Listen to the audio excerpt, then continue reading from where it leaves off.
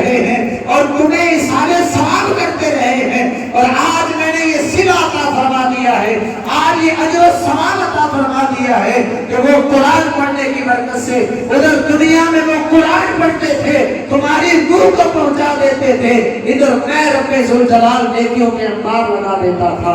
رب فرماتا ہے کہ میرے بندو پریشان نہیں ہونا، جب تمہارے بہن بھائی دنیا میں قرآن پڑھیں گے، میں قرآن پڑھنے کی برکت سے تمہارے درجات بلند کرتا چلا جاؤں گا، حتیٰ کہ وہ مقام آئے گا جب محشر نے ہمیں اٹھایا، رب فرمائے گا تو گناہگار تھے لیکن تمہارے اپنے دعائیں کرتے رہے، آج ان دعاؤں کا صلہ یہ ہے، آج ان کا بدلہ یہ ہے کہ ان کی دعاؤں کی برکت سے آج میں نے تمہیں جنت عطا فرما دی ہے۔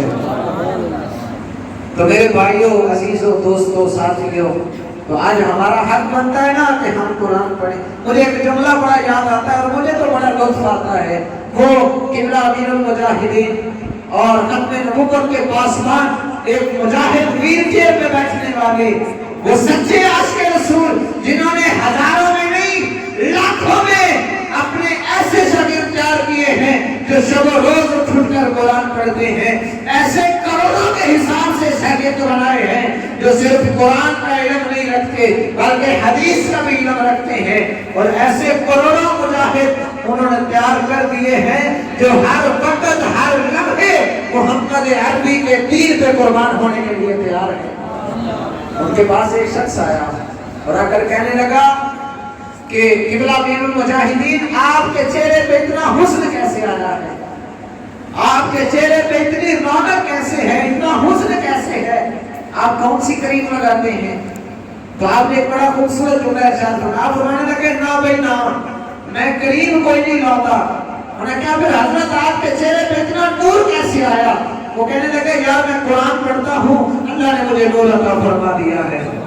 وہ کہنے لگا نانا میں اندر کی بات پوچھ رہا ہوں، قرآن ہم بھی پڑھتے ہیں، قرآن تم بھی پڑھتے ہو، لیکن ہمارے چہروں میں اتنا نور نہیں ہے جتنا نور آپ کے چہرے پہ ہے، اندر کی بات بتائیے، اندر کی بات کیا ہے؟ آپ فرمانے لگے نا بھائی نا، بات یہی ہے میں قرآن پڑھتا ہوں، قرآن کی برکت سے اللہ نے حسن عطا فرما دیا ہے۔ وہ ہاتھ جوڑ کے کہتا ہے حضرت نا بھائی مجھے وہ بات بتائیے جس وجہ سے اللہ نے آپ کو حسن عطا فرمایا ہے۔ آپ نے فرمایا سننا چاہتا ہے؟ پھر سن۔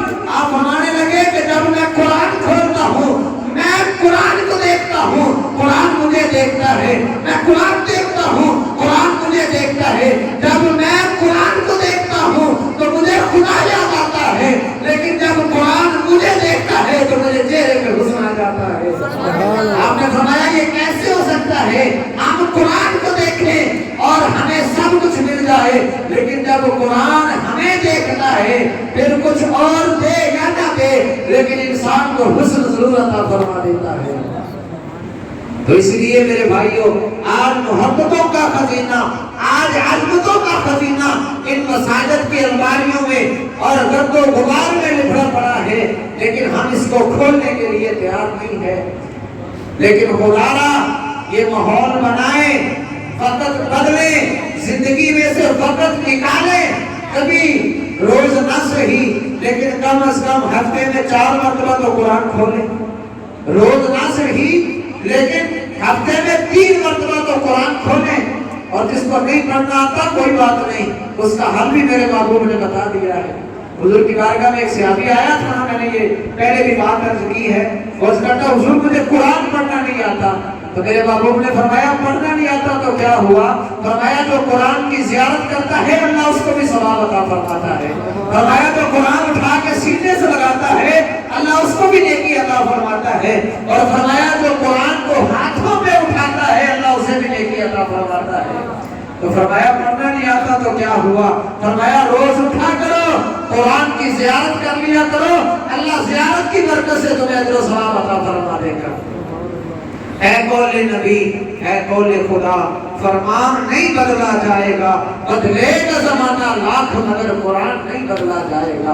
قرآن بھی کہتا ہے افلا یتدبرون القرآن، اے مومنوں تمہیں کیا ہو گیا ہے؟ تم قرآن کیوں نہیں کھولتے ہو؟ تم قرآن کیوں نہیں پڑھتے ہو؟ ام علی قلوب اقفالها، کیا تمہارے دلوں پہ تالے لگ گئے ہیں؟ اللہ اکبر، کیا تمہارے دلوں کو زنگ لگ گیا ہے؟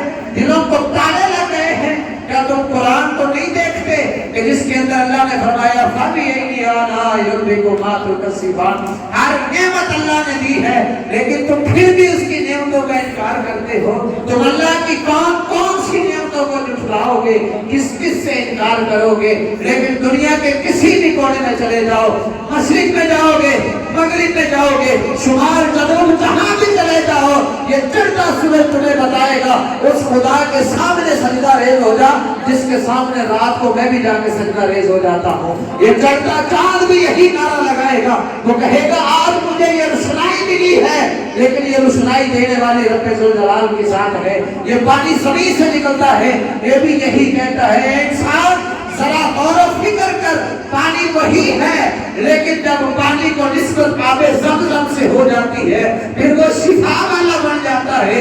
انسان وہی ہے، جب تک کلمہ نہیں پڑھتا ہوتا تو انسان ہے لیکن نہ کلام میں اثر ہوتا ہے، نہ بات میں اثر ہوتا ہے، نہ جنت کا حقدار ٹھہرتا ہے. لیکن جب زبان سے لا الہ الا اللہ محمد رسول اللہ پڑھتا ہے تو وہ جنتی لکھ دیا جاتا ہے. سبحان اللہ. میرے محبوب نے فرمایا معاشر کا میدان ہوگا، آخری بات عرض کرتا ہوں، میرے محبوب نے فرمایا معاشر کا میدان ہوگا، اللہ کی عدالت ہوگی، لوگ کھڑے ہوں گے، اللہ کی طرف سے اعلان ہوگا، رب فرمائے گا آج ان حفاظ کو نکال کر لایا جائے جو دنیا میں شب و روز قرآن پڑھا کرتے تھے. جب ان کو نکالا جائے گا، اس سے آگے والا بھی جملہ بتا دیتا ہوں، پھر میرے رب فرمائے گا، رب کریم کی طرف سے حکم ہوگا، رب فرمائے گا یہ تو صفحے ان کی ہیں جو قرآن پڑھتے تھے لیکن ان کے پیچھے ان لوگوں کو لایا جائے جو قرآن سنا کرتے تھے. اللہ اکبر. پھر میرے محبوب نے فرمایا ان کو لایا جائے گا، قلدہ اللہ یوم القیامہ، قیامت کا منظر ہوگا. میرے محبوب نے فرمایا پھر کیا ہوگا، رب فرمائے گا اس کے والدین کو لایا جائے. باپ بیچارہ غریب ہوگا، مسکین ہوگا، کوئی دنیا میں دولت نہیں، دنیا میں کوئی مال نہیں، دنیا میں کوئی ایسا عشرت نہیں، بیچارہ دیہاڑی دار، لیکن اس نے کیا کیا ہے، اس نے زندگی سنوار دی. کیا کیا ہے، بچے کو ہاتھ سے قرآن بنا دیا ہے. اس نے دیا کیا ہے، کسی نے بچے کو مال دیا، کسی نے خزانہ دیا، کسی نے دنیا کا مال و متاع اسے دے کر چلا گیا، کوئی دنیا میں کوٹھی بنگلے گاڑی دے کر چلا گیا. لیکن باپ مرا، آج جنازہ پڑھنے کی بھی فرصت نہیں ہے. باپ مرا جو خود غسل کرنا نہیں جانتا وہ باپ کو کیا غسل دے گا. آج باپ مرا ہے، قبر پہ دعا مانگنے کے لیے بھی تیار نہیں ہے. لیکن ادھر حافظ قرآن جب اماں مرتی ہے تو آنکھوں سے آنسو ہوتے ہیں، لب پہ قرآن ہوتا ہے. جب ابے کا انتقال ہوتا ہے لبوں پہ قرآن ہوتا ہے، آنکھوں سے آنسو ہوتے ہیں، دل سے صدا نکلتی ہے.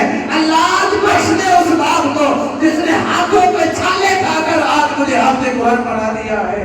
اللہ بخش دے اس ماں کو جس نے لوگوں کے گھروں میں محنت مزدوری کر کے آج مجھے حافظ قرآن پڑھا دیا ہے. کیا اس کی دعا سے بری تک نہیں پہنچتی ہوگی؟ کیا اللہ کو رحم اس حافظ قرآن پہ نہیں آتا ہوگا جس حافظ قرآن کو اللہ دنیا میں یہ مقام اور مرتبہ عطا فرماتا ہے؟ میرے محبوب نے فرمایا حافظ قرآن جس جگہ پہ چلتا ہے اللہ کے رحمت کے نورانی فرشتے اس کے پروں اور اپنے پروں کو حافظ قرآن کے پاؤں کے نیچے بچھا دیتے ہیں. کیا اس سے بھی کوئی بڑی شان ہو سکتی ہے؟ اس سے بھی کوئی بڑا مرتبہ ہو سکتا ہے؟ لیکن آپ یہ سوچ رہے ہوں گے کہ ہم یہ شان کیسے لے سکتے ہیں. وہ بھی نسخہ بتا دیتا ہو. میرے محبوب نے حال ہی بڑا سوکھا بتا دیا. حضور نے فرمایا جو بندہ نماز کے لیے آتا ہے وہ دل کے اندر ارادہ کر لے آج میں نماز پڑھنے جاؤں گا، میں کوئی نہ کوئی ایسی بات دین کی سیکھ کے آؤں گا کہ جس سے میرا عمل درست ہو جائے گا. میرے محبوب نے فرمایا جب تک وہ مسجد میں رہے گا وہ طالب علموں کے زمرے میں لکھ دیا جائے گا. فرمایا صرف نیت کر لینا کہ میں نے دین سیکھنا ہے، میں نے قرآن سیکھنا ہے. جو بندہ میرے محبوب نے فرمایا جاتا ہے مسجد میں نماز پڑھتا ہے اس نیت سے، نیت المومنین خیر من عمل. میرے محبوب نے فرمایا یہ پچھلے دنوں میرے ایک بزرگ کی موت ہوئی ہے. یہ 3-4 دن پہلے میرے دادا جان کے چھوٹے بھائی تھے، ان کا انتقال ہوا. میں نہیں جا سکا، میری طبیعت ناساز تھی، لیکن میرا ارادہ تھا کہ میں جاتا جنازے میں، لیکن نہ جا سکا. ان کا انتقال ہوا ہے. میں نے دیکھا ہے ان کو ساری زندگی، میں نے ان کے پاس بچپن گزارا ہے، لیکن وہ بڑے سیدھے سے انسان تھے، بڑے بالکل سادے انسان. لیکن بتاؤں ان کو موت کیسے آئی ہے. اللہ اکبر. رمضان کا مہینہ ہے، جمعے کا دن ہے، جمعہ پڑھنے کے بعد اعتکاف میں بیٹھے تھے اور روزہ رکھا ہے. اور کافی عمر ہو چکی ہے، لیکن ان کا ارادہ 4-5 دن پہلے یہ بنا کہ اب میں نے قرآن سیکھنا ہے۔ اللہ اکبر۔ میرے چاچو بھی ساتھ بیٹھے تھے، امام مسجد ہے، اور وہ کہتی ہیں کہ ان کا ارادہ بنا کہ میں نے قرآن سیکھنا ہے۔ وہ کہتے ہیں کہ وہ قاعدہ لے کر میرے پاس آئے جب اعتکاف میں بیٹھے، اور وہ کہنے لگے میں نے یہ سارا قاعدہ آپ سے سیکھ لینا ہے، اور پھر میں نے قرآن بھی سارا سیکھ لینا ہے، اور میں نے جو ہے وہ حافظ قرآن پر جانا ہے۔ چاچو بتاتے ہیں کبھی 3 سے 4 پیجز پڑھے تھے، 3 سے 4 ورقے سے وہ پڑھے تھے، ان کا انتقال ہو گیا۔ روزہ بھی تھا، اعتکاف بھی تھا، رمضان کا مہینہ بھی تھا، اور جمعے کا دن بھی تھا۔ میں دعا یہی کرتا ہوں کہ اللہ سب کو ایسی موت نصیب فرما دے۔ اللہ اکبر۔ اللہ کو کوئی ایسا عمل پسند آ جاتا ہے جس کی وجہ سے اللہ یہ ایسی موت انسان کو عطا فرما دیتا ہے۔ تو میں بات کر رہا تھا کہ اب دیکھیے عمر کافی تھی، لیکن ان کا